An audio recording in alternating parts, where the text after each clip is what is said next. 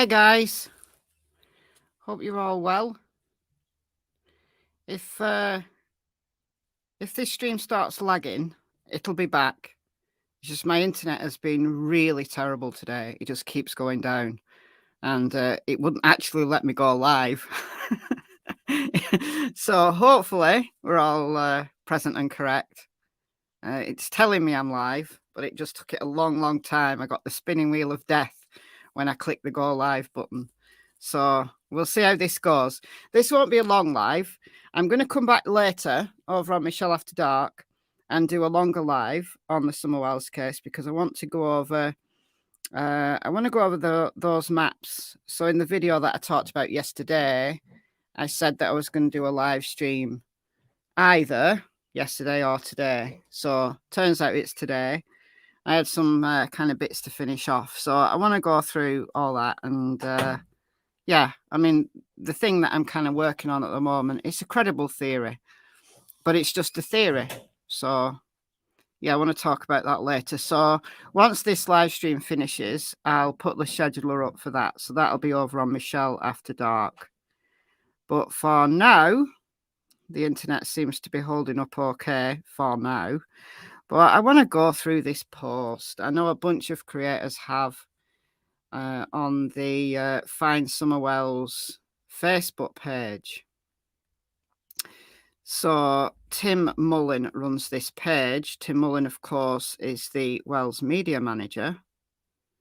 And it seems to be that this page has become somewhat of a Tim Mullen, I don't know, opinion piece. I don't know. I don't know. I just find it very bizarre. Very bizarre that he's written this. He was on a right little rant. But I want to just go through it. So let me know what you think about it. Let's see who's in the house first, though. RZTV, Linda, Irene. Not a good time for Irene. That's okay. Catch you on the replay, Irene. Jackie, Mia, Carol, JD, Beth, Outlaw, Red, Bones, Lisa, Comp Tut, Yvonne, Shelley Rue, Psalms 91, Amanda, rainy Florida. No, it's been raining here overnight. It was really muddy in the field this morning. It rained a lot overnight. Nice and sunny in Colorado. Oh, good for you. Brenda, it's windy in Utah. It's not windy here. It's been really windy over the last few days, but it's not windy here today. Pam, Wendy, this old nurse from across the pond in foggy Newfoundland, Canada. It's cool and damp. Oh wow! Well, we've got probably every season going on in this chat at the moment. Joanne, South Australia. Good evening from South Australia. Oh, I've seen that. I've seen that. I haven't seen the Patreon itself. I've just seen creators talking about it. Yeah. If you want my opinion on it, I'll give my opinion, but I'm just shaking my head. I know I'm not on camera, but I'm just shaking my head. Ginny, Judy. What else have we got? Jackie, Dawn, Joanne. Oh, I've said you. James. All right, so we've got a few people coming in now. That's good. That's good. That's good. Beautiful in Oregon. Good stuff. Hi from Kingsport, Tennessee, California, Western Australia. Still dark in Southern California. Of course it is, yeah. What time is it? It's 1:05 for me. So what's it going to be for you? Trying to work it out. Like 5 a.m.? Something like that. Hi from Wales. Hello, hello. Not too far from me. The Patreon was removed, was it? Was it Patreon that removed it, or was it the creator that removed it? I always want my opinion. All right, I'll give my opinion. My opinion. I'll keep this brief because this is about Tim Mullen and Don Wells. But for those of you who don't know what on earth we're on about here, a creator put in a Freedom of Information Act request for a bunch of materials relating to the Letitia Stout trial. And that's fine. And this creator has been presenting this information on her channel, which is fine, right? So things like interrogations, phone calls, stuff like that. However, in this bundle of stuff that she received from the county was Gannon's autopsy photos. Now, if you really want my opinion, I don't think those autopsy photos should have been released at all. This should not be an issue. Now, I know that the judge would have to seal them, but why didn't the judge seal them? Why do autopsy photos? And to be honest, I don't care whether this is a child. I mean, Gannon was only 11, right? The same argument could be applied for anyone, right? Autopsy reports, fine.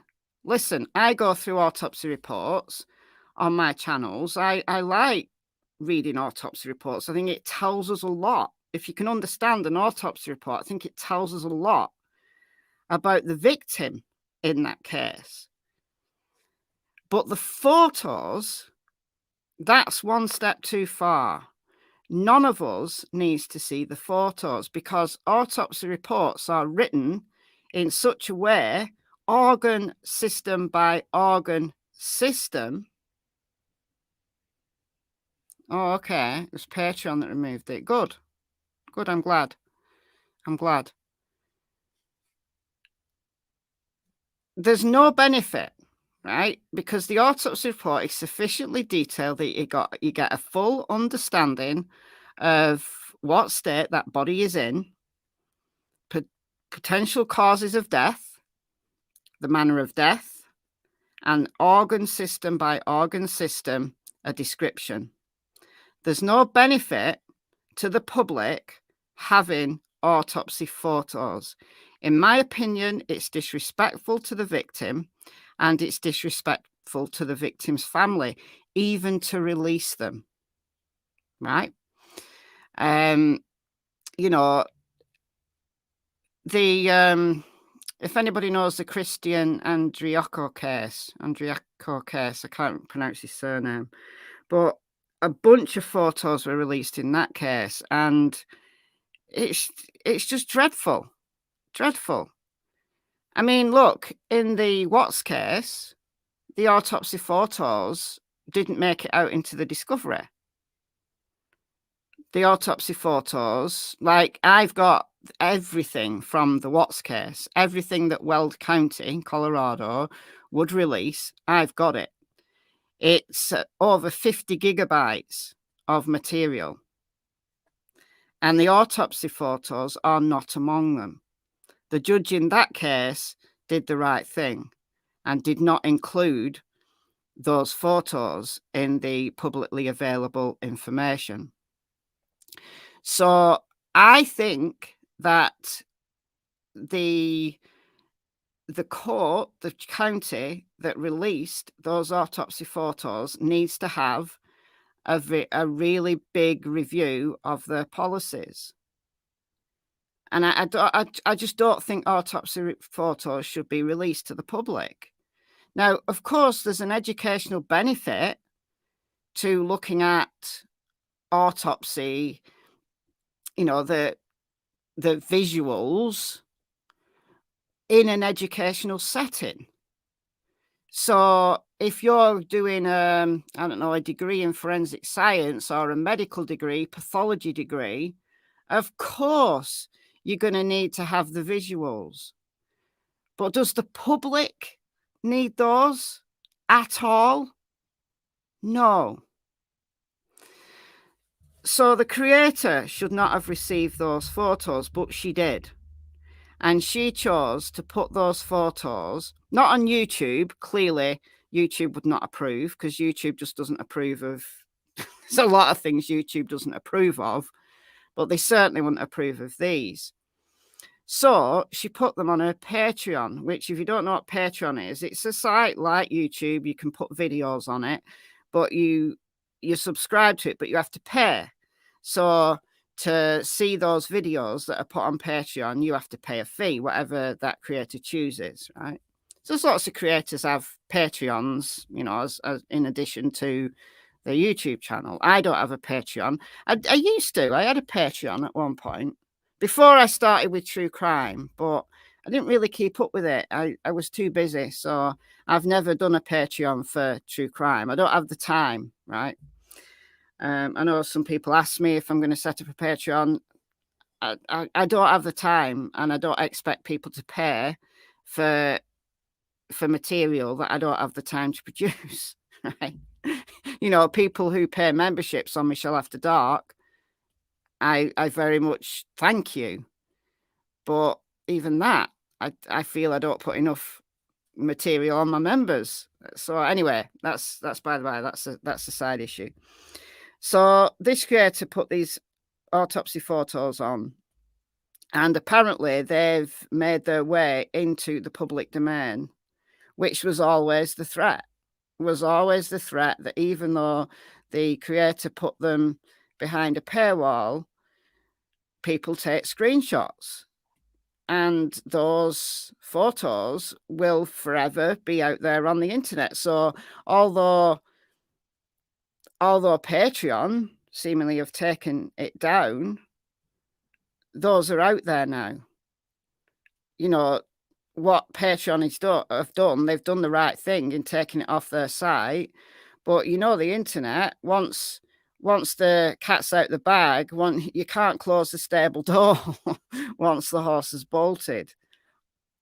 So it's just bad, really bad, really bad. There's no excuse. There's no educational benefit doing a video about an autopsy. There's no benefit to the public for it. Going through an autopsy report, yes, there's a lot of benefit, because you learn a lot from the details within an autopsy report. But unless you're an absolute expert who can look at those photos and really see the nuance, then what's the point? And this creator, I don't think she's got any expertise in forensic science or pathology.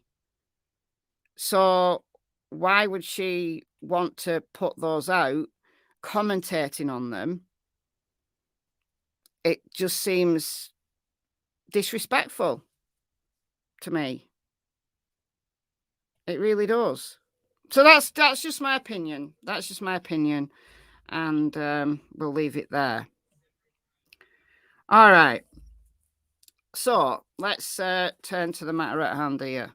So this was put out yesterday by Tim Mullen, the Wells media manager. So I'm going to read it and give you my opinion on it. My opinion in a nutshell is this is ridiculous. This is Tim Mullen trying to whitewash the reputation of Don Wells. That's my opinion in a nutshell. This is what Tim Mullen does. This is what Tim Mullen tried to do with those few videos that he did with Don, interviewing Don around the time of the 2-year mark. There's about 3 or 4 interviews that Tim Mullen did with Don Wells.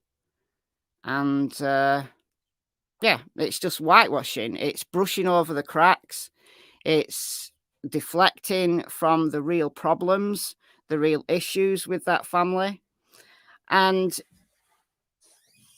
even if Don and Candice Wells had absolutely nothing to do with the disappearance of Summer Wells, The fact remains is that their 3 sons, Summer's older brothers, are still in CPS custody 2 years, and it'll be almost 2 years since they were taken into CPS care.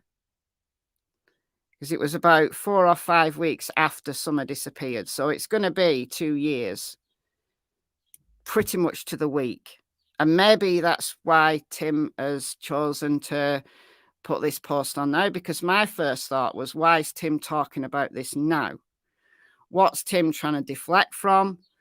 What is Tim trying to cover up? What is Tim trying to whitewash? You know, Don Wells has gone quiet on the internet. But it seems to be that Tim Mullen only speaks up at a particular time. He doesn't speak regularly. He has there's kind of a political with a small p. But he's pretty reasoned in when he puts things out. Probably known only to him. Exactly, what's in it for Tim? Yeah. What's in it for Tim? What's he getting out of it? Well, apparently they have become very good friends. Apparently they have become very good friends, him and Don. Candice is very much sidelined in relation, in Tim Mullen's mind. Tim Mullen in the past has said things like the man's wife, not even naming Candice. It's very much the Don and Tim show. So I think the way Tim's written this is to paper over the cracks of Don Wells' reputation. I don't think he really cares about Candice. And I don't think Candice cares for him either. Mullen was very much out of the picture when Don was in jail. But what Tim Mullen does is doesn't address the real issues. And he assumes that when he puts something out, people are going to go, oh, okay, Tim. Well, everything you say must be right. And Don must be a really fine, upstanding chap. After all, it's everyone else's fault. He does. He seems to have. Maybe. I don't know.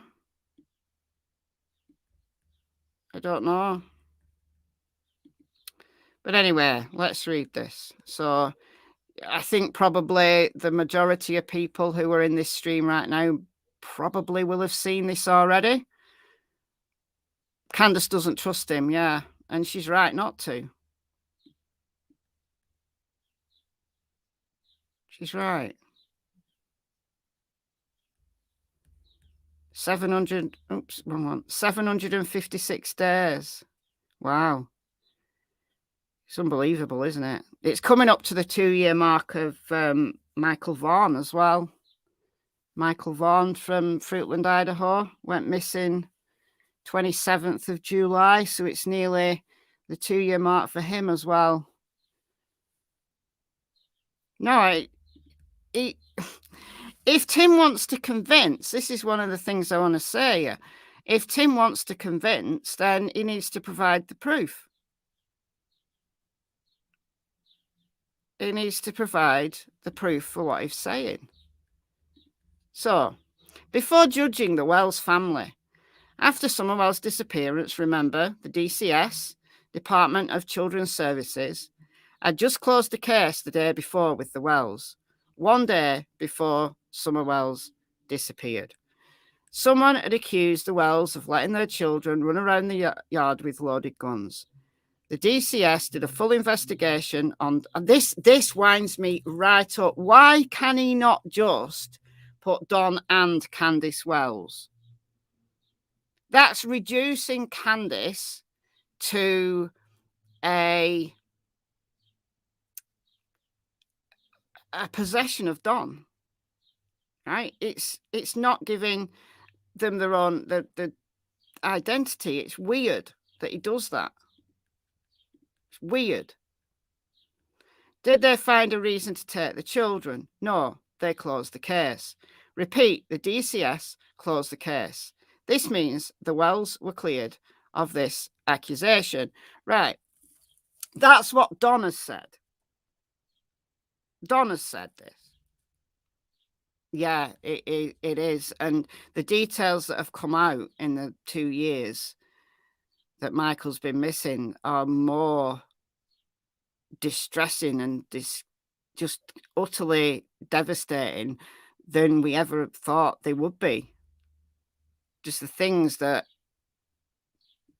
oh yeah. But I'm going to do a stream about Michael to mark his 2 years. All right. So, yeah, this is what Don is saying. So, is Tim getting his opinion from Don? Has Tim done any independent research into what Don is saying? Exactly. That's it. That's it. So, does Tim know for a fact that the DCS closed the case on the 14th of June, 2021? Because the Wells must have paperwork, right? There's always paperwork involved, isn't there? They must have paperwork regarding the accusation itself, and they must have paperwork with the DCS's decision to close the case.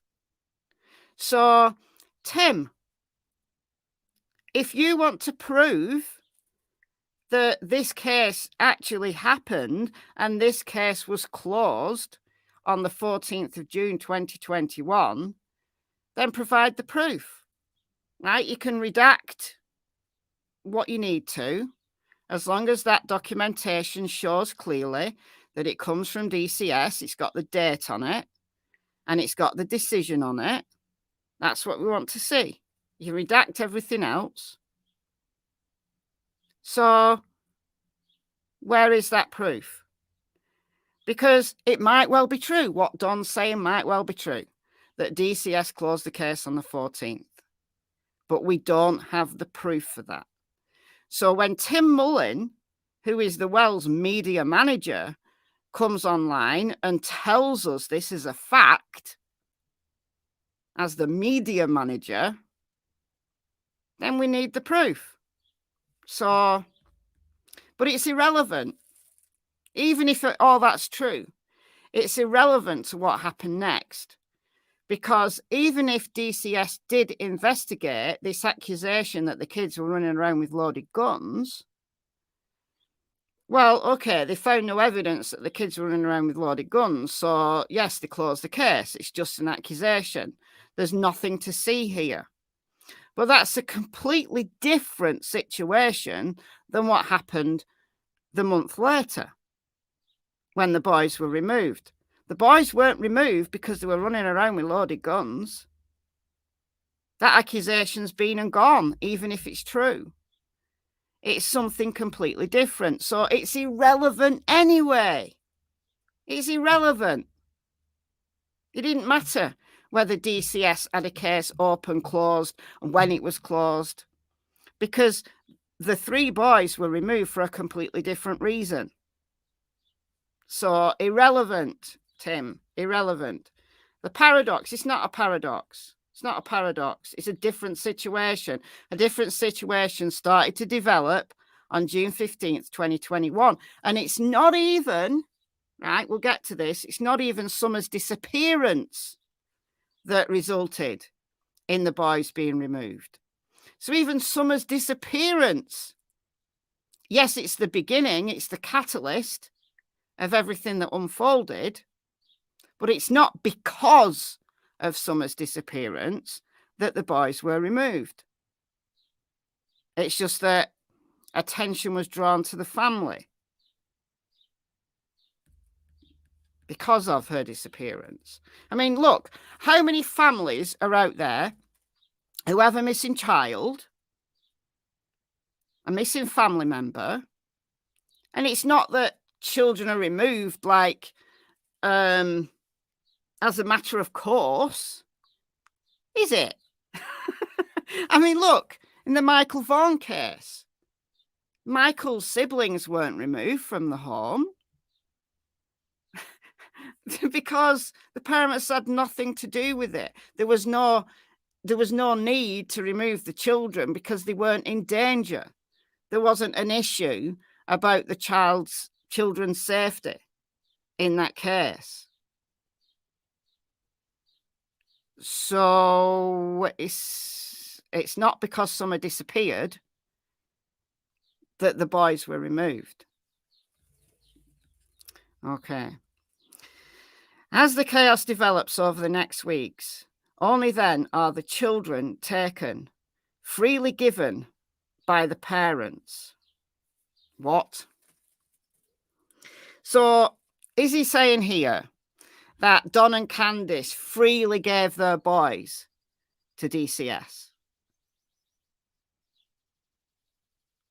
Well, Don said so. This is Don's the way Don's characterized it, that the boys were taken into CPS care for their own safety because of the YouTubers and all of the nonsense that was going on the Hill. But I've heard different. Maybe you've heard different. I've heard, and again, I can't prove this. This is just what I've heard.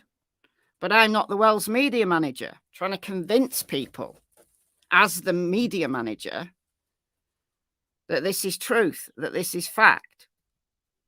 So I've heard that it was Candice that rang DCS because Don had gone on a bender and Don was drunk and he'd come home drunk and abusive.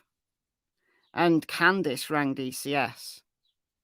But it just so happened that not only did the DCS drug test Don, they also drug tested Candice, and they both failed. So, for that reason, the boys were removed. So, yes, it was a safety issue. But in the months that turned into years, the Wells were given by the judge a bunch of conditions that if they're fulfilled, they would get the boys back. That included sorting out their house. Now, it doesn't have to be a palace, right? The vast majority of people bring children into this world and bring children up in homes that are not palaces. There's a tight budget, no more than any time before. Money is in short supply in many families. But in the Wells home, money wasn't in short supply. Don was earning a decent wage. Not rich, but earning a decent wage. It just so happened that Don was spending all his money on himself and his habits. Anyway, there were certain things that they had to do to bring that house up to a standard that ensured the children's safety, right? And they recruited a bunch of people. Loads of people chipped in and helped, giving their time freely, bringing them cleaning supplies, bringing them materials for this build. Right. Also, they had to do parenting classes. Don has talked about parenting classes recently. They had to do drug and alcohol classes. Apparently, when Don was in jail, Candice was getting on with that. But has Don done it? Doubt it. They also had to, apparently, according to Don, all this comes from Don, they had to stay off YouTube because YouTube created problems for them. Did Don and Candice stay off YouTube? No. No. He did for a while when he came out of jail. We didn't hear from him for a couple of months. I don't think we heard from him. And then he started all his old tricks again. Coming online drunk, coming online being abusive, throwing the N-word about. Now, look, when Don comes online and he has a sensible conversation, he's actually quite listenable. Not that I believe everything he's saying. I believe some things are true, not everything. But when he's got drink inside him or other substances inside him, he's abusive. He's horrible. He's a different person. He's not the humble religious man that Tim Mullen wants everybody to see as Don Wells, this hard done by father who's had his boys kidnapped. No. So the children who live there, including Summer, they saw two Dons when Don was sober. Don's a hard worker. He's got that for him. He's got that in his favour. He's a hard worker. But do they see the benefits of that hard work? No. Because Don chooses to blow all his money on drink and drugs. Never a priority. Exactly, Shelley Roo. The kids were never a priority. Certainly not for Don. I think actually Candice did a lot of stuff with the kids. I think Candice tried in her own way. I think she tried. I think she tried a lot harder than Don. Candice clearly has her own problems, but we're here talking about what Tim Mullen is saying about the situation, and Tim Mullen's not interested in defending Candice. All of this is about defending Don, because this post might as well have been in Don's words. No, but...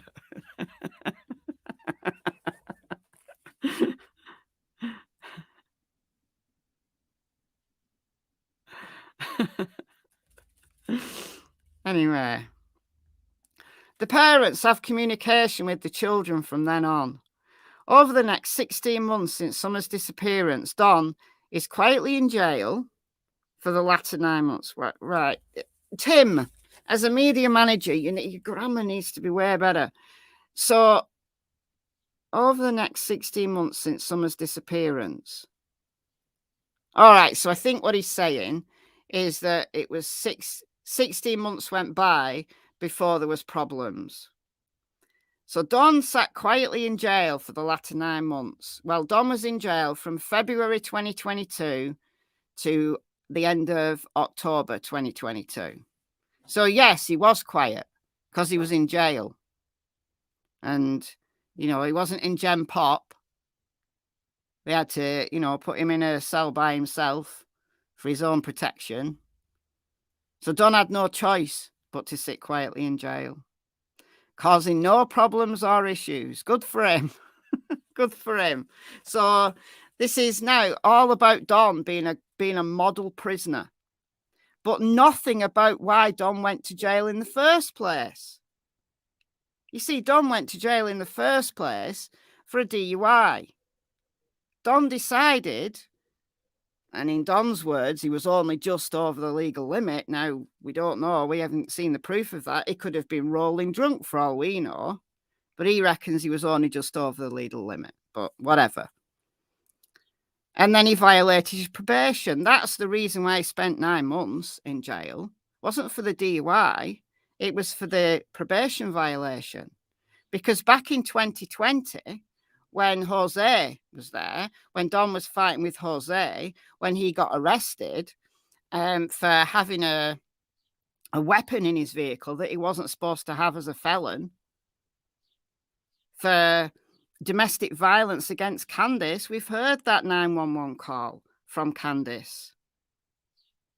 Now, just because Candice didn't want to press charges on Don, the state still got him on the weapon. Having a weapon that he wasn't meant to have. And he got probation for that. But he violated his probation by being drunk. And, they got him. They got him. So, not. So, Tim, why not address the actual issue of why Don went to jail in the first place? Not that Don was a model prisoner and sat quietly in his cell causing no problems for anyone. Irrelevant. Irrelevant. The fact that this man went to jail while his daughter was missing, the fact that he couldn't handle, you know, he was on YouTube that night. He was actually talking to a YouTuber when he was pulled over by the cops. The fact that he couldn't handle himself on YouTube, the fact that he was drunk, the fact that he was abusive on YouTube, irrelevant to Tim Mullen. Irrelevant.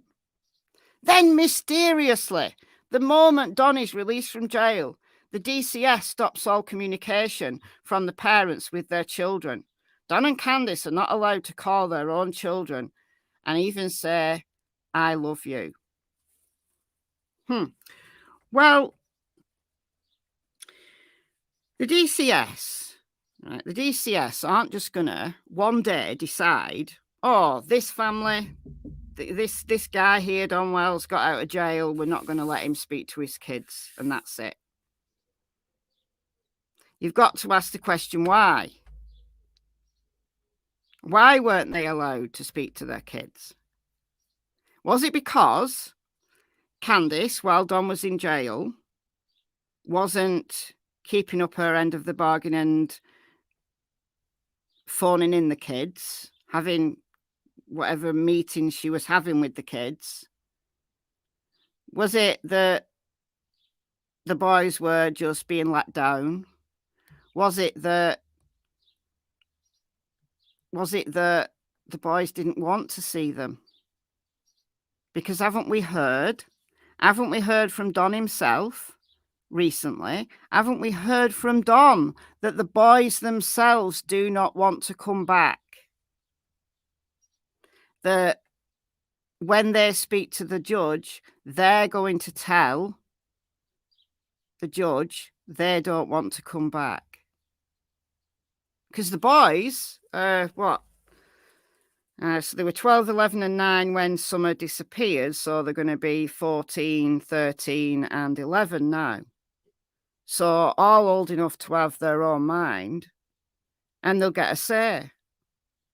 You know, even if Don and Candice did everything they were required to do. You get more sense from Timmy Mallet. I don't know whether people outside of the UK will understand that reference.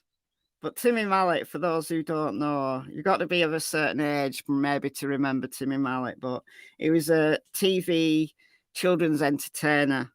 And he just acted really silly and a bit giddy. My sister used to like him. I think I was a little bit too old when Timmy Mallet did the rounds, but my sister used to watch it. You would get more sense from Timmy Mallet. You absolutely would. So, if the boys don't want to come back, even if Don and Candice did hold up their end of the bargain, if the boys don't want to come back, they'll get a say in it.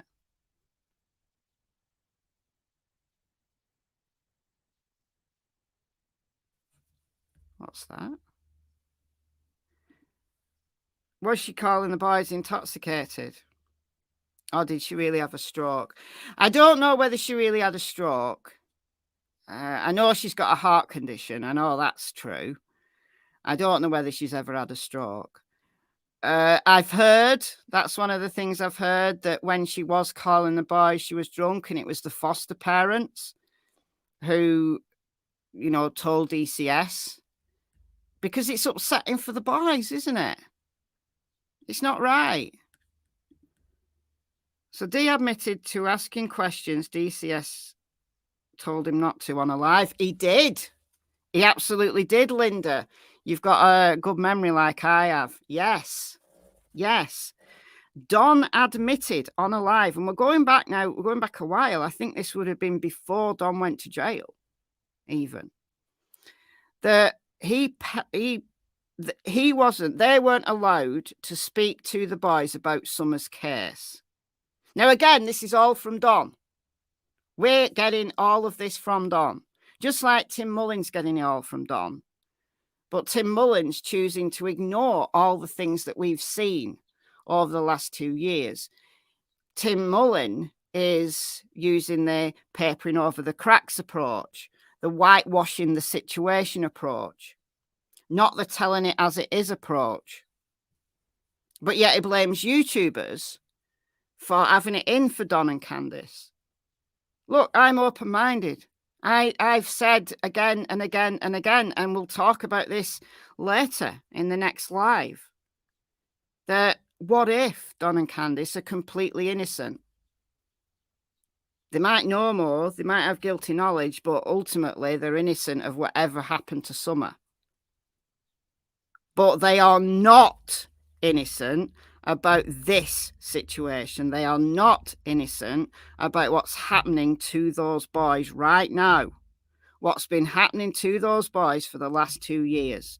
They are not innocent of that. Absolutely not. And they can't speak from both sides of their mouths. They can't, in one breath, say the boys don't want to come back, and then in the next breath have their media manager saying how horrible this situation is and just deflecting all of the blame onto DCS or onto YouTube or onto whoever else. Oh, I could crush a grape. Yeah. That's Timmy Mallet. Exactly. They have. They have. And Don has said that they are doing well. They are doing well. Why not leave them to do well? And why not just leave that situation alone? Why not sign your rights over? Let those boys be adopted into a family that will bring them up in the way that they deserve. Why have your media manager, Tim Mullen, why are you making these posts saying that Don and Candice are not even allowed to tell the boys they love them? Well, whose fault's that? Because you're not telling the story as to why it got to this. But we know the story. We know a lot more of that story than Tim Mullen. Tim Mullen just assumes that we all have just like memories of a goldfish and we don't remember these things. But what Don said was, they weren't allowed to talk to the boys about Summer's case. But one time, Don took the eldest boy aside to talk about Summer in secret, but he got caught. And he went on a live complaining that he couldn't even talk to his own son about that son's sister. He couldn't talk to his own son about Summer. Well, there was a reason why they weren't allowed to talk to the boys about Summer. What that is, I don't know. Maybe it's just because it upsets the boys and they wanted to get them on an even keel psychologically. Maybe it's as simple as that. But Don has to break the rules. Oh, yeah. Oh, yeah. Remember that well. Remember that well. The mentality of this cruelty is not explained by the DCS. I bet it is. I bet it has been. I bet it has been. That's a flat-out lie. I'm going to go out on a limb and say that is a lie. Remember, one day before Summer's disappearance, the DCS closed their professionally researched case, knowing all about the wells. No. If this situation was true about the loaded guns, that's one particular accusation that they looked into. It was unfounded, so they closed the case. Completely different than what happened a month later, when the boys, it was deemed for their own safety because their parents were drug addicts and not dealing with life. And yes, they were going through a stressful time. but it was deemed that for the boys' safety, they had to be removed. Not because they were running about with loaded guns, for something else completely different. How old would be the oldest boy would be now? 14. They were 12, 11, and 9 when Summer disappeared. And I think the oldest boy's birthday is September, if I remember rightly. So he'll be 15 in September. So he's 14 going on 15, the eldest one. So just over 3 years until he's 18. And maybe they will, you know, get a relationship back with them when they're adults. But at least they'll be adults and they'll be able to make their own decisions. Remember one... Oh, right, I've read that. So, said again, the Wells were not found to be incapable of having or raising their children, let alone being able to communicate with them. Again, that was one single issue. So what changed? Well, we've heard lots of things about what changed.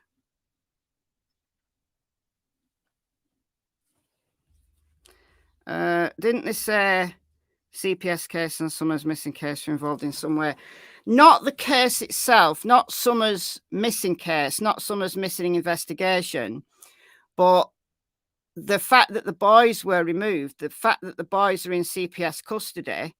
If Summer was found, then Summer would also go into CPS custody. So for that reason, the CPS and the DCS has to be kept abreast as what's going on in Summer's case. Because if Summer is located, then the DCS will have to pick up the parental responsibility for Summer.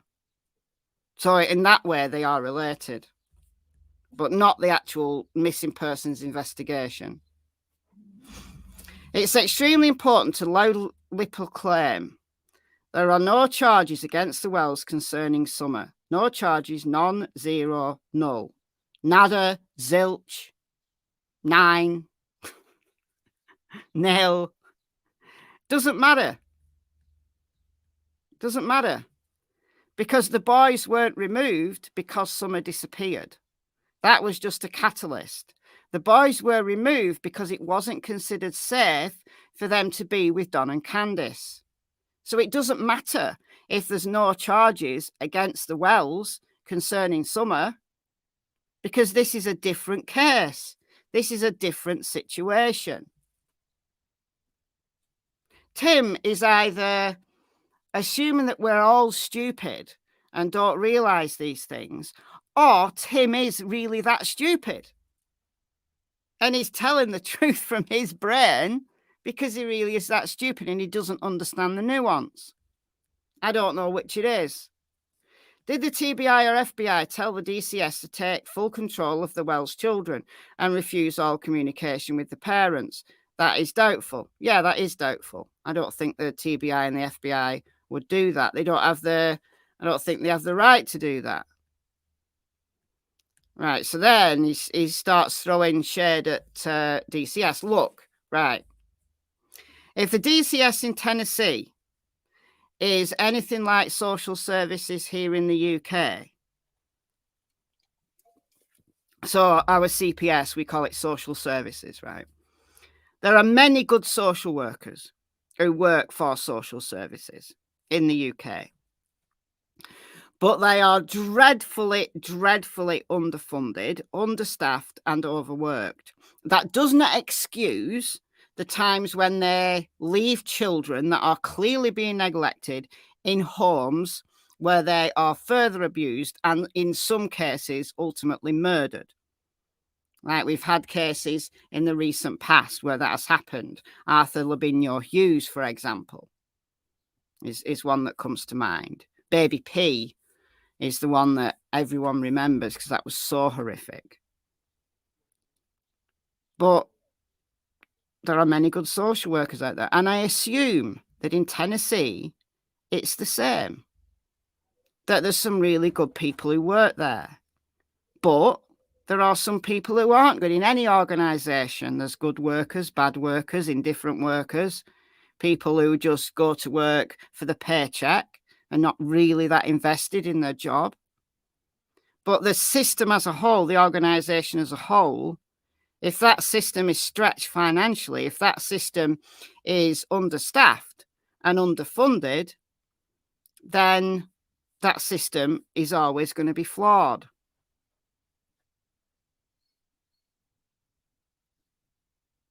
So, you know, it goes both ways. Near the end of 2022, the Tennessee government was considering completely shutting down the DCS and rebuilding it from ground zero. This is public news.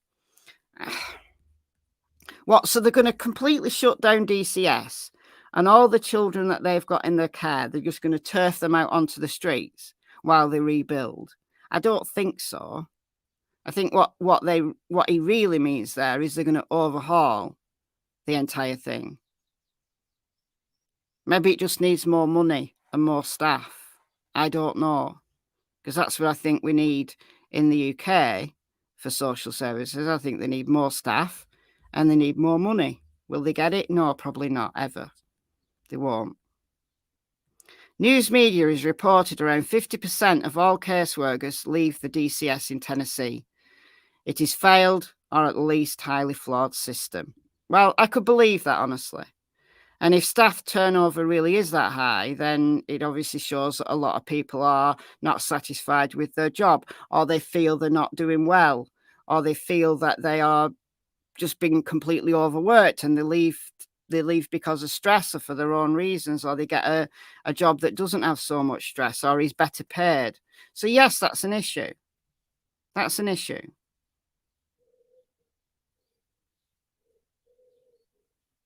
But it's the same in every country, Joanne. Yeah, it probably is. Probably is. CPS in New Brunswick, Canada needs more dollars and staff. Yeah, I think it's the same the world over. But it doesn't mean to say that in this, we're talking about this case, we're talking about this instance. If Don Wells himself says the boys are doing well and the boys don't want to come home, well, clearly, in this particular case, DCS is not failing those boys. If DCS was failing those boys, they would have been put in a home where they weren't doing well, where their needs weren't being met. And in a multitude of cases, children do get taken away from a home and get put in an even worse situation, or get thrown into the care system. And they end up having horrible problems or even abuse through the system. But in this case, this is the case we're talking about. We're talking about the 3 boys who were Summer's older brothers. We're talking about that case. Tim Mullen is talking about that case. They are thriving. Yes, they are, Momo. According to their own father, Don Wells, Tim Mullen's best buddy, according to Don, they are thriving. They are doing well. So whatever flaws or failings the system has, it's not affecting those boys. From Don's words himself. So you can't talk, Tim or Don, you can't talk out of both sides of your mouth. You can't say that DCS is a failed system and it's kidnapped your boys and you're not even allowed to tell them that you love them, because you're being so hard done by and they're being so cruel. And then the other side of your mouth saying that the boys don't want to come home and that they're thriving in their new home. You can't have it both ways. Which one is it? Honestly. Seems to think that we're stupid. The question naturally arises, how many employees have ever worked Amber Alert cases? Right, this drives me insane. The fact that Summer is missing and has an Amber Alert is irrelevant, completely irrelevant, totally 100% irrelevant to the situation that the boys are in. The boys are not Amber Alert children. The boys are not missing. The boys have been taken into CPS care for their own safety, and they are thriving in the home that they are now in. They are not Amber Alert children. The fact that Summer Wells is an Amber Alert child is irrelevant to how well the boys are doing, or to how the court system might ever try to reunite Don and Candice with those boys. They did. There's so many cases where children have been failed.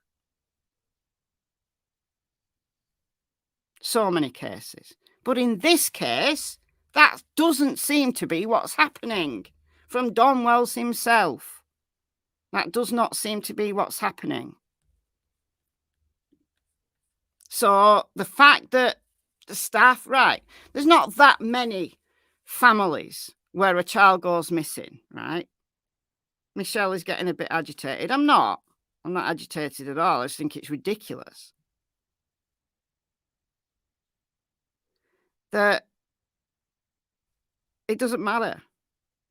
It doesn't matter if no staff there have ever worked a case where a family has a child that is missing that has an Amber Alert. Irrelevant. Because the points that the court will put forward, that the parents have to do this, that, and the other to get those children back, is decided by the judge, by the court, not by DCS. So, irrelevant. Or for that matter, how many caseworkers have ever had children of their own? Irrelevant. Does Tim have children of his own? I don't think so. Does he? I mean, I might be wrong. I don't think Tim has his own children. So why is he interjecting himself into a case? So if a caseworker can't do their job because they don't personally have children, so their education, their qualifications don't mean anything if they don't have children.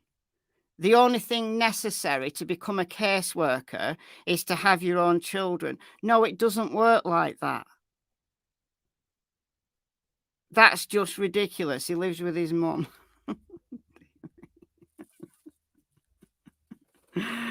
Oh, dear me. Dear me. What training has the DCS had concerning families of Amber Alert cases? Irrelevant. They have the training to look at potential abuse, neglect, and danger within the home. Irrelevant. Remember, these are the people whose clamp of authority is handling the Wells children, cutting off all forms of communication. Remember, there are no charges against Don Candice Wells concerning Summer Wells. Again, irrelevant. I don't know. Is he living in his mother's basement? Oh, bless him. Well, he's the self-appointed media manager. Yeah. All he's done is listen to Don. Don's probably had a cry, you know. Don's turned on the waterworks and all upset, and you know, because he's sobered on. And Tim just completely ignores the fact that when Don is drunk, he's a completely different and a very abusive person. What is an Amber Alert family? There's no such thing as an Amber Alert family. There's a child with an Amber Alert because they are missing, but there's no such thing as an Amber Alert family. It's not a thing. It's not an entity in itself. So no, staff who work for DCS, caseworkers, don't need special training on how to deal with Amber Alert families, because it's not a thing.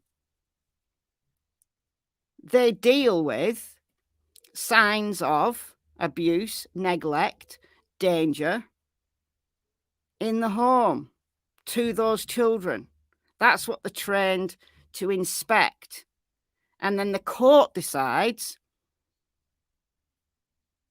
ultimately whether or not conditions are still the same and those children need to stay removed. It's the court, not the caseworkers, who decides that.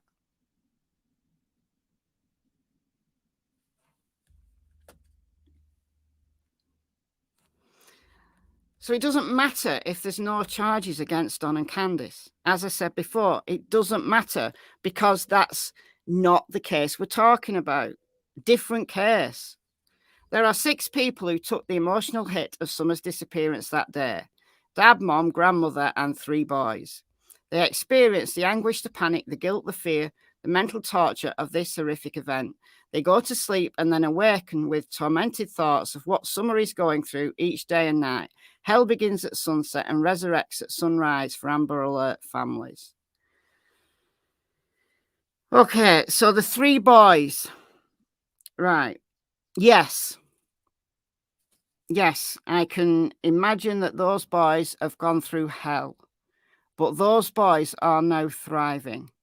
So I try to rock the boat and try to insist that Don needs to be able to ring them up to tell them he loves them when they're thriving and they do not want to go home. Why? And Don and Candice have had so many opportunities to get help.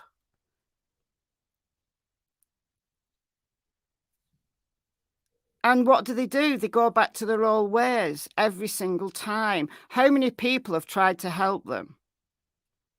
And they go back to their own ways.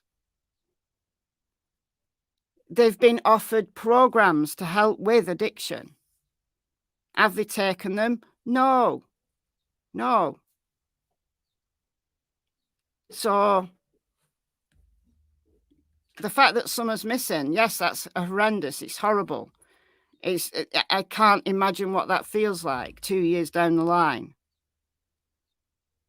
But ultimately, they're their own worst enemies. And the 3 boys who are truly innocent, who are at the heart of this post, are now doing well.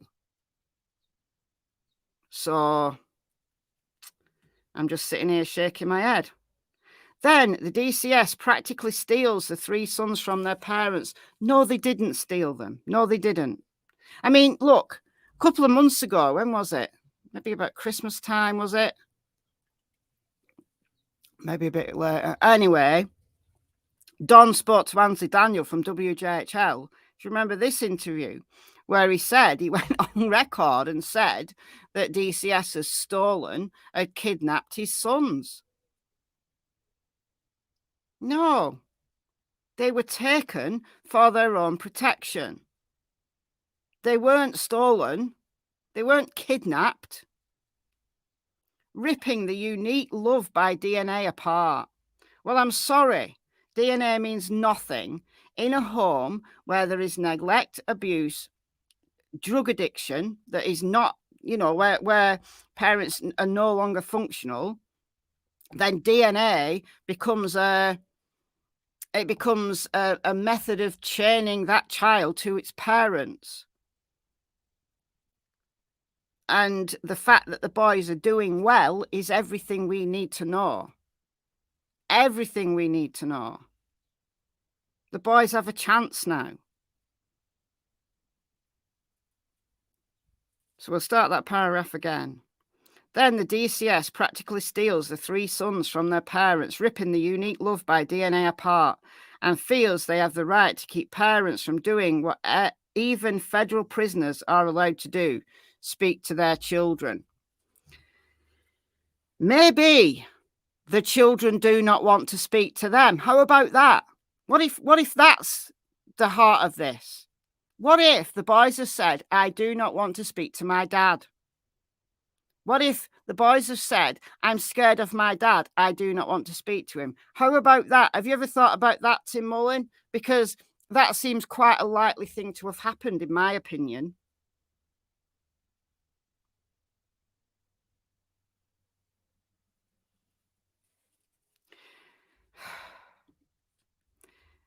And we taught child trafficking, child kidnapping, child exploitation as something that only cartels do. So he's now insinuating that DCS, is this what he's insinuating? That DCS are involved in child trafficking, child kidnapping, and child exploitation? Because if there are instances where DCS workers have done that, well, that's dreadful. That's terrible. But that's not happened in this case. Thank you, Shelley Roo. Thank you for the $4.49 Australian dollars. That's very kind of you. Thank you. There might be situations where DCS workers have abused their power. However, not in this case, because the boys are doing well.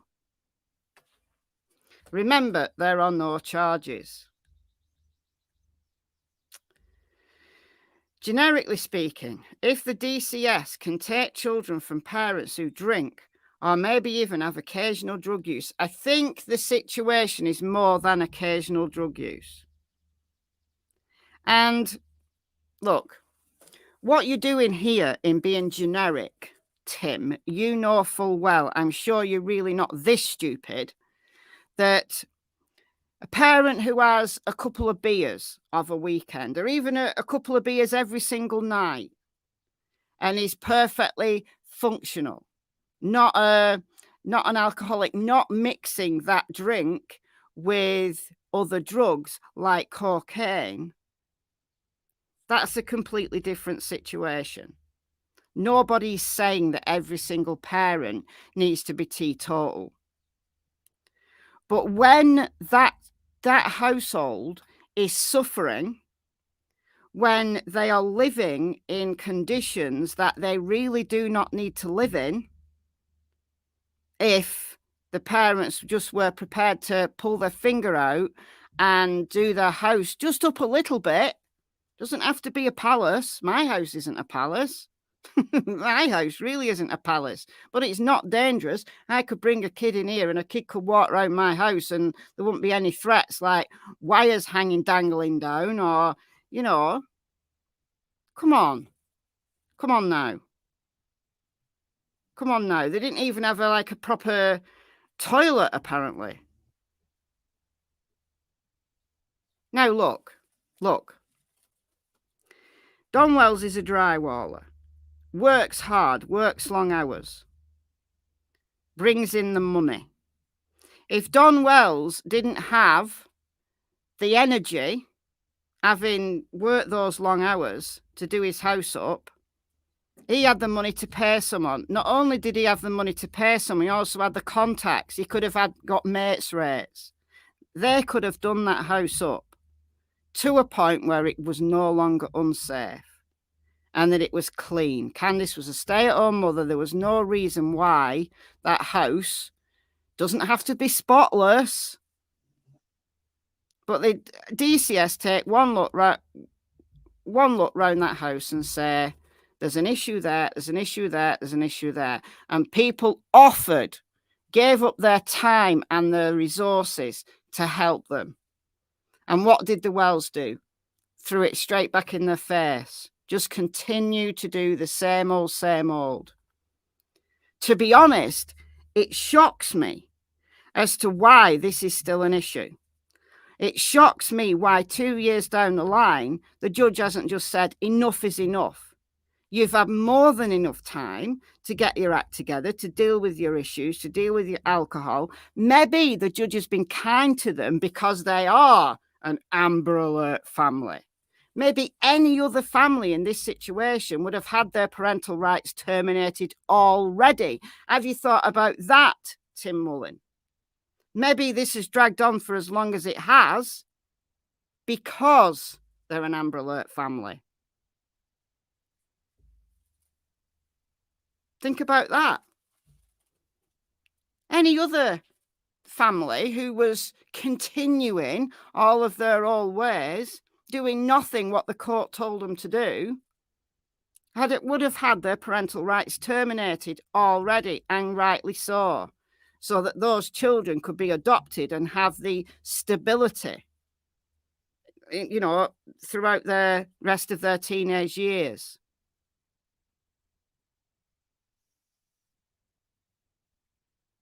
Yeah, Robin, the church lady, gave money to fix up their house. Apparently so. There's tons of people who've been there, brought cleaning stuff, brought materials for them, work for free, and nothing's changed. They just decide to go and live in a motel in Arkansas, and then pisses off his parole officer because he's drunk and disorderly on YouTube. No bathroom door and those stairs. Yeah, if nothing else. Come on, Don's a drywaller. He could have constructed a wall with a door. And those stairs, yeah, dangerous. Dangerous. Anyway. So it's not about having an occasional drink or even an occasional smoke of the old, you know, wacky backy. I don't know whether you call it wacky backy where you come from, but we call it wacky backy. Nobody would think that it was right that a good parent in a good, stable relationship with their children, everybody would be up in arms if just because they had an occasional drink or an occasional smoke of the old wacky backy, they got their kids taken away. That would be wrong. That would be horrendous. So this is not a generic situation. This is a particular situation about 3 boys. Devil's lettuce, yeah. I don't really hear that round here. It's wacky backy we hear around here. Weed. The old weed. So we're not talking about that. We're talking about continual alcoholism from both parents, and drug benders where one parent disappears for days on end to do cocaine in Knoxville. Just imagine the abuse that those children would have seen, if not directed at them, but vicariously between Don and Candice. Because we've seen it. We've seen it online. We've seen it between Don and Candice.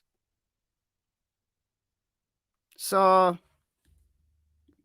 all of this that we've seen firsthand that Tim Mullen wants to just whitewash over, just brush over the cracks, brush it all under the rug. Where did it say that all communication can be cut off between parents and children when there are no charges? Not to mention the key difference is that this is an Amber Alert family. Irrelevant. Totally irrelevant. The fact that they have a missing child who has an Amber Alert is irrelevant to the situation that's going on between the Wells and the courts concerning their 3 sons. Irrelevant. The fact that there's no charges against them as to what happened to Summer, irrelevant because it's a different case. What has to be said or yelled that this is an Amber Alert family, irrelevant. Go and yell it to the judge, and the judge will just look and can probably just blink and side-eye and say, so what? Is this the template of how Amber Alert families should be treated?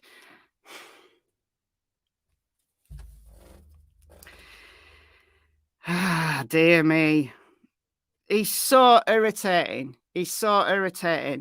The fact is that it's the situation, the specifics, the nuances of the situation that makes the difference, not the fact that you are an Amber Alert family.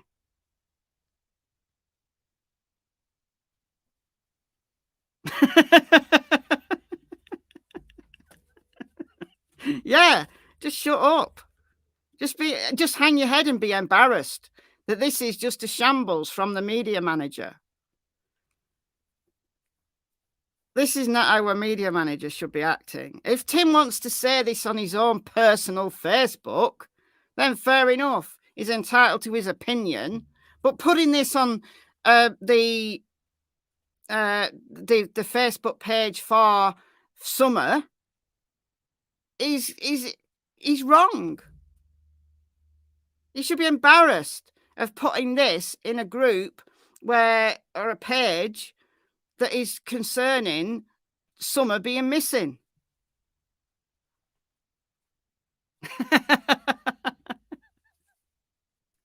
I don't think you even need to be a good liar. Just a mediocre one would do.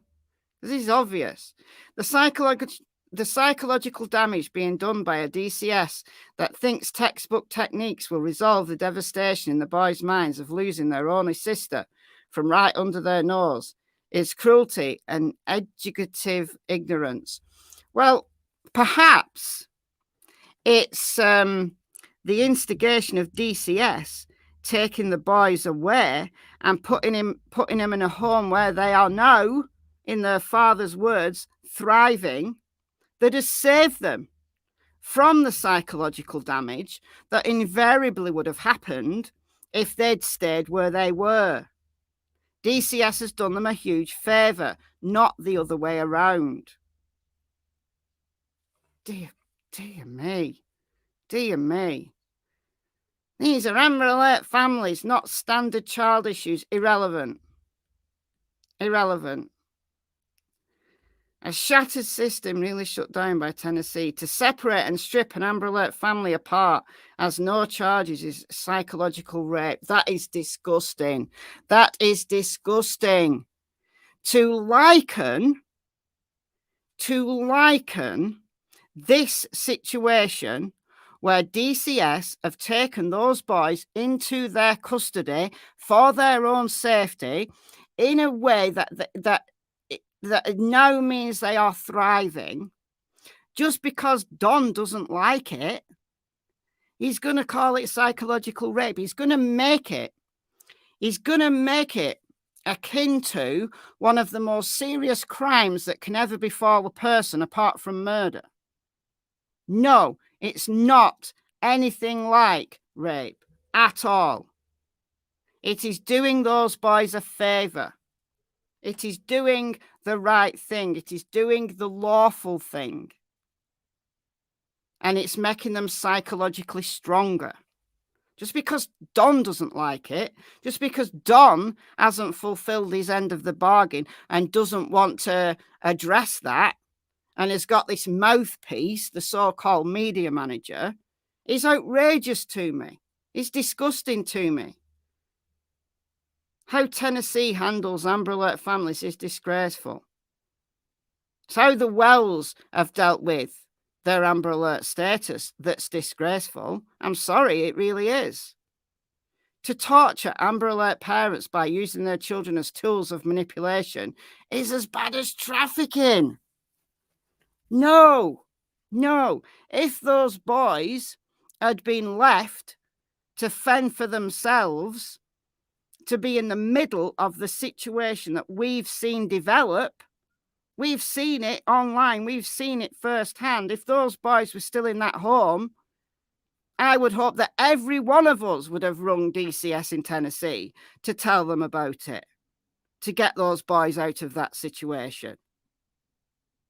The fact that the boys are out of that situation is a sweet mercy. It's an act of mercy that those boys have been taken out of that situation. Not something that's as bad as trafficking. Good Lord. Placing children to be cared for in a safe environment is understandable. Yes, placing children to be cared for in a safe environment is understandable. There we go. Thank you. He's now admitted that the children have been removed to be cared for in a safe environment, because the environment that they were in July 2021 was not safe, was not a caring environment. Exactly. Thank you. Exactly.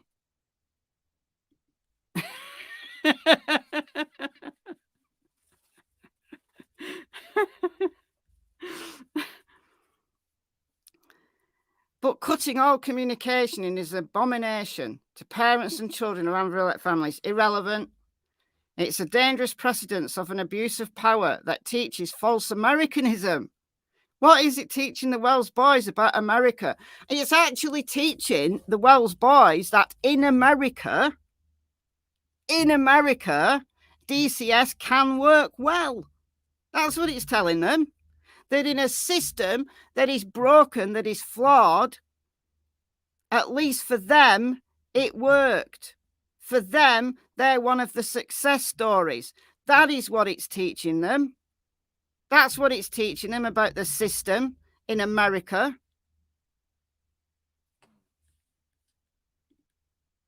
And it's teaching them that people, strangers, have mercy. That strangers are able to jump in and help them when they're in a really bad, dangerous situation at the hands of their own parents. Because they were. In July 2021, they were. And Tim has admitted that by saying placing children to be cared for in a safe environment is understandable. Tim understands that they're in a safe environment. So no, it will be a dangerous precedent if this wasn't what was done. And it would be a dangerous precedent to give those boys back to the Wells, knowing full well that they're still in the same problematic situation that they were in July 2021, that nothing has changed. It would be a dangerous precedent to give those boys back in that situation just because they were an Amber Alert family. Does it mean that DCS has got to, and the court, does it mean the judge has got to overlook the fact that they're still drunk, they're still doing drugs, they're still not dealing with their life, they still don't have a stable home environment? They've been living in a motel in Arkansas. Right? Look, is that a stable environment? Would you rather just pick the boys up one day, a DCS worker, and or the judge just says, oh well, they're an Amber Alert family, so we've got to give them back. We've got to give them back because this is psychological rape. This is just like trafficking.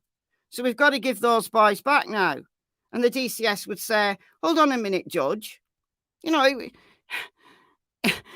on a minute, Judge. They're living hand to mouth in a motel. They don't even have a stable home anymore. And they haven't fulfilled their alcohol counselling, and they're still on YouTube. And the judge would say, doesn't matter. Doesn't matter. It says here that in Amber Alert families, we've got to disregard the rules. That would be a dangerous precedence, because that's what would happen if those boys went back to live with the Wells. I was hoping, I was really rooting for them that they would get their act together, that they would prove us all wrong, that they could get their life back on track. But no. Instead, what Don does is he continues to deflect. He continues to use his mouthpiece to do his dirty work for him because he's not getting his own way. What is it teaching the Wells boys about America? All about our moral structure, about our legal system, about our law enforcement, and about trust of authority figures. Well, it's actually saying that we can trust in authority figures. That's what it's telling those boys. That's what it's telling those boys, that they are doing better now. Why do you think they don't want to go back to the Wells? Because they're doing better now. That's why. And are professionals actually making decisions from the ramblings of social media? No, they're not. They're making decisions based on the law, based on their training, based on the experience of the judge, based on what is allowed, based on the fact that the parents haven't upheld their end of the bargain and done what they told the judge that they would do, that the judge has ordered them to do.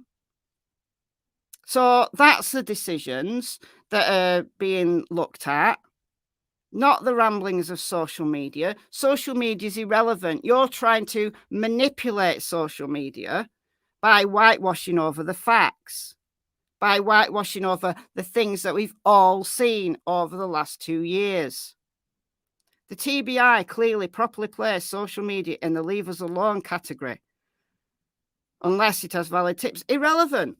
What's that got to do with the Wells boys? What's that got to do with it? Social media has nothing to do with the Wells boys.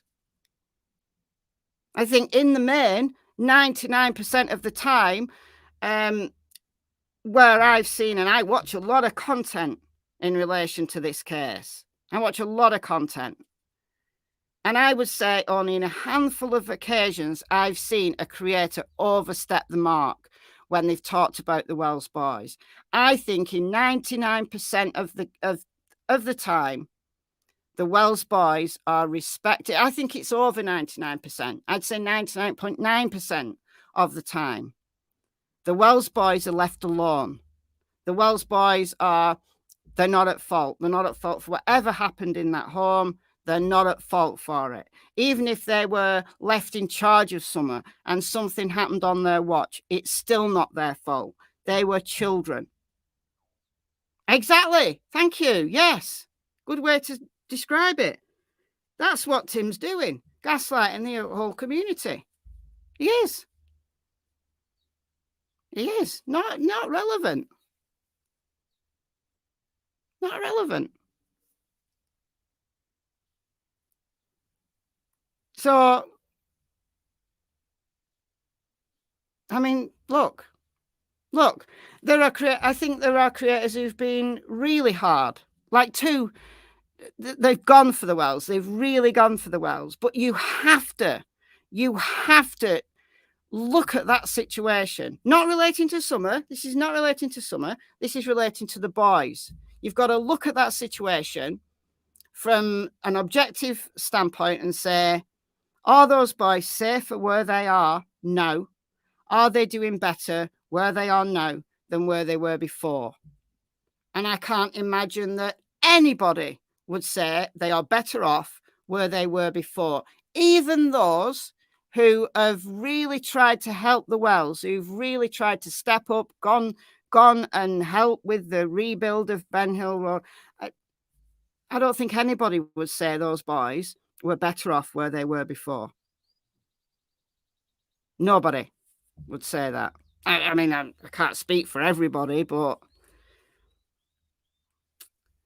let one phone call or one criticism arrive from social media and the professionals of other organisations, systems or businesses unravel. They can't take the slightest heat. What? They have not experienced it nor been appropriately trained. For what? The Wells take thousands of hits, but others can't handle one YouTube video that mentions their name. I've no idea what he's talking about here. I have absolutely no idea, zero clue what he's talking about here. Dear professionals, social media is controlling you. No, Tim. Social media has got no standing on how professional organisations like DCS or the probation system or the judge in the case or law enforcement in Summer's case. Social media has no influence on how any of those operate because they operate using their own rules, their own policies, and the law. Not relevant. Yes, TBI have complained about social media. Yes, social media has taken up time in some instances with wild theories being called into the TBI. I understand that. Yes. But we're not talking about Summer's case. We're talking about the boys. We're talking about the boys. And what social media does, because 99.9% of the content that has come out over the last 2 years has been wholly supportive of the boys, or just doesn't mention them. I don't talk about the boys a lot. I've never made a video about the boys, like about this, the boys, without it being, the boys were there and the boys were the last to see Summer. We know that the boys were the last to see Summer because Sheriff Ronnie Lawson told us. So, yeah, the boys are relevant because they were the last to see Summer. Are they responsible for anything? Absolutely not. No way. No, because they're children. But we're not talking about that. We're talking about the boys' case with the DCS. Don't judge the Wells because they threw themselves into social media in a desperation to find their daughter. It's not about judging them for that. If they'd used social media in a way that did benefit, did try to find Summer, but they've not used social media for that. They've not. They've not. Maybe in the very first early days, Don did go to social media to see what he could find out. Maybe.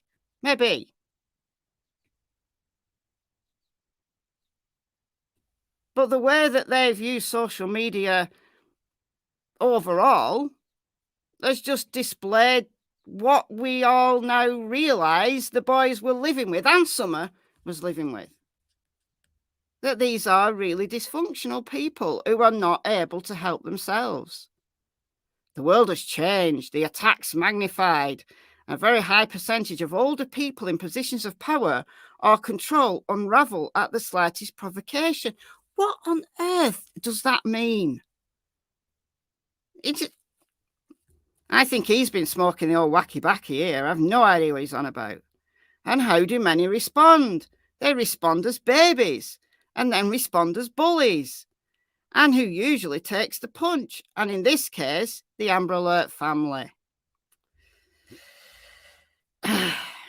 Other than being ordered by the TBI or FBI or court order, which is very doubtful, the irresponsible abuse of the DCS system shatters the American Constitution and human rights. Would human rights have been upheld if those boys had been left there and DCS had known full well of what the situation was like for them? Would that have been conducive to the boys' human rights? No. This is not about a constitutional law. This is not a human rights issue. This is a pair of lowlifes who cannot get their act together. And I know addiction is dreadful. I know it is. But you've got it. The first step is wanting to change. And I don't think that Don and Candice have ever wanted to change. I don't think they want to change. I don't think their children mean enough to them. I'm not saying that they don't love them, but I think they love their own lives or their own addictions more. That's ultimately what it comes down to. That they don't want to try. Yes, it is about their entire lifestyle, Tamara. Yeah. It's not only addiction, yeah. It's the life. Yes, it is. Absolutely. Addiction is just one part of it. I mean, look, this is just the ramblings of a madman now, in my opinion. Instead, it shows that one of the most vulnerable groups of citizens, Amber Alert families, can be treated by personal vendetta instead of common sense human assistance. Dear me. You should be embarrassed that we're all reading this. You should be embarrassed. You should be ashamed, Tim Mullen. It's anti-American, anti-constitutional, anti-legal system, anti-moral to keep parents from communicating with their children.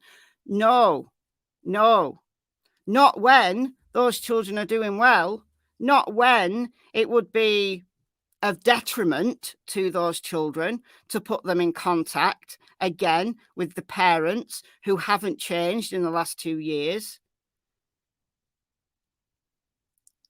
It would be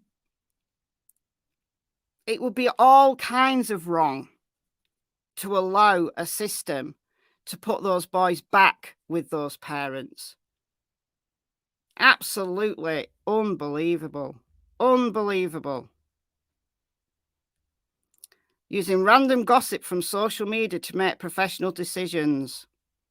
Prove it. Prove that's what's happening. Prove it. Prove that DCS and the judge are basing their decisions on the Wells boys on social media. Show us the proof.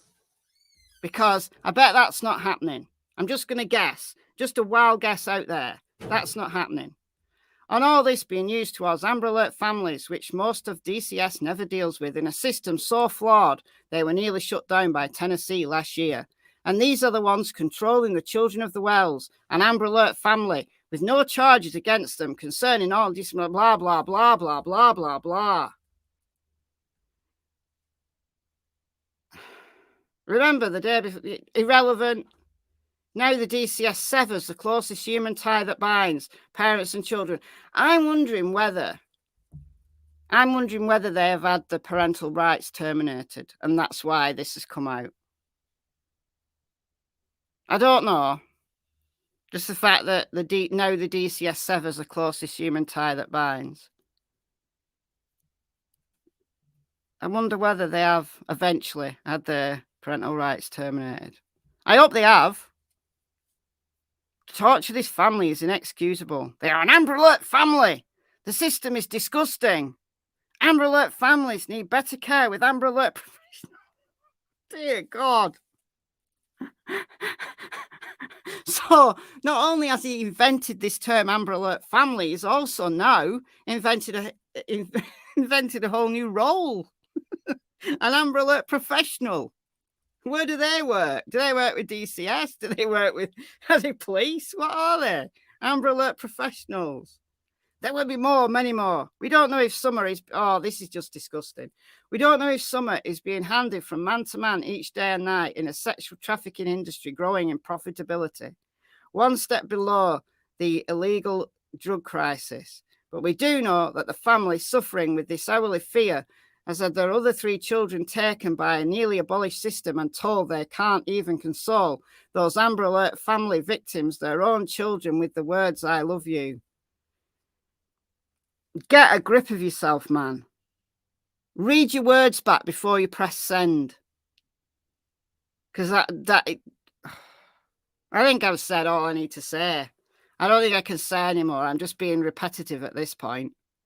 Tennessee or even the USA, step up to the plate and remedy this mess before the next Amber Alert family ends up being your neighbor or yourself.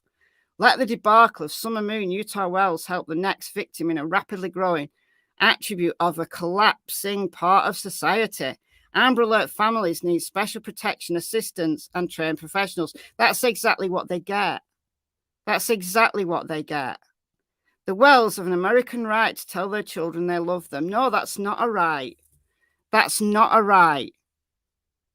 That is not a right. When children have been removed for very good reasons, and 2 years down the line, 2 years down the line, the parents cannot get their act together. And if they have eventually had their parental rights terminated, I will say it's not before time. It should have happened a long time ago.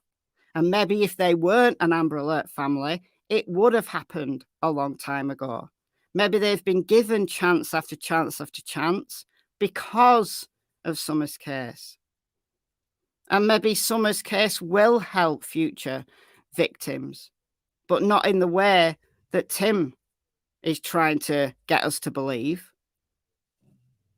Does he actually believe his own dribble? I don't know. I don't know. Outrageous. Outrageous. So bad. I really hope the FBI have Tim on some kind of watch list. Well, I don't know, but